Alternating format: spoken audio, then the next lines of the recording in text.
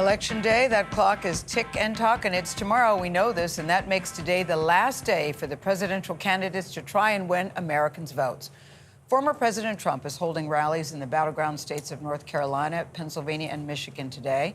Vice President Harris will visit 5 cities in Pennsylvania, including a Get Out the Vote event in Philadelphia tonight. So who better to break all this down than our CBS News political contributors? That's Terry Sullivan. He's a Republican strategist, and Joel Payne, a Democratic strategist. Good morning to you both. Terry, who's winning? Joel, who's winning tomorrow night?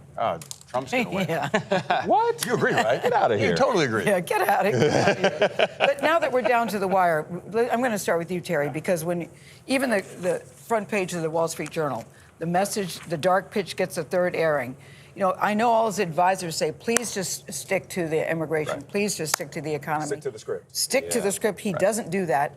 Is this cause for concern, or at this late date, is it this is who he is? Love him or leave him. As someone who spent several decades being a campaign advisor, it's got to be frustrating as hell for them. Yeah. But the reality is he's never listened to them, and it's worked out pretty well sometimes. And so this is Trump being Trump, and he's reverted a lot back to his old styles. They ran a pretty disciplined campaign, but by Trump standards, for this entire process, through the primaries, through the nomination process. They've done a really good job of being disciplined. But being Trump, every time I hear that phrase, because it seems to give him a pass on some very offensive things.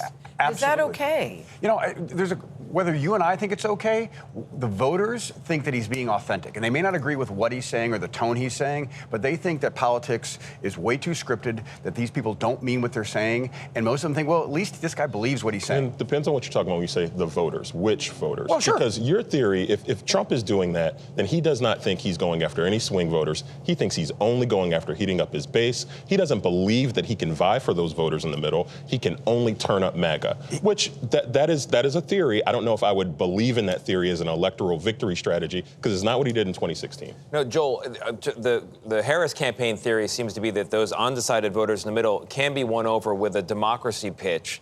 But I'm old enough to remember when Joe Biden was trying that and people said it was the wrong strategy. What do you make of this closing argument? I don't know if she's doing it quite like that. One, she's talking about it in terms of freedom, but also if you notice that closing ad that she released over the last 72 hours, doesn't really mention Donald Trump. Her closing events over the weekend, not really mentioning Donald Trump. It's been positive economy, which she's fought Republicans to a draw on, and a little bit of contrast with Trump. But the closing pitch has not been about Trump because she and her team believe they want to turn the page. Also, the team is leaning heavily into mobilization. Had their biggest mobilization weekend this past weekend. Doors knocked over 1.8 million in battleground states. Wow. They're feeling very buoyant. Wow. Going into the data, final stretch of the election. But if you look at the Real Clear Politics average on their webpage of all the different polls, Trump is leading on 5 of the 7 swing states. He's winning in 5 of the 7 by the data. He's losing by 0.8% in the national polling average.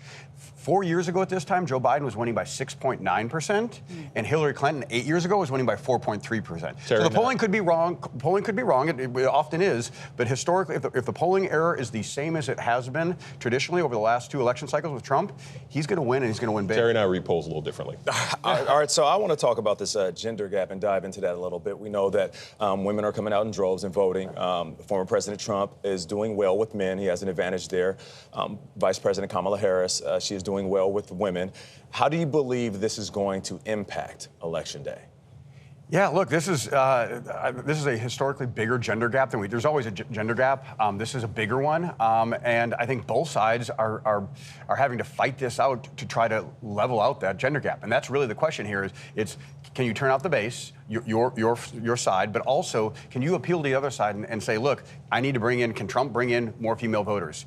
His closing pitch hasn't been real great on that, you know. And yeah, I want to ask you about that. When he said, I'm going to take care of women whether they like it or not. And then there's these hashtags going around saying what happens in the booth stays in the booth, as if there's going to be silent voters as opposed to what their husband or spouse. First general election since Dobbs, okay? We have not seen how female voters are processing Dobbs in a general election. We saw what happened in 2022, which is that Democrats were able to use the issue to beat expectations.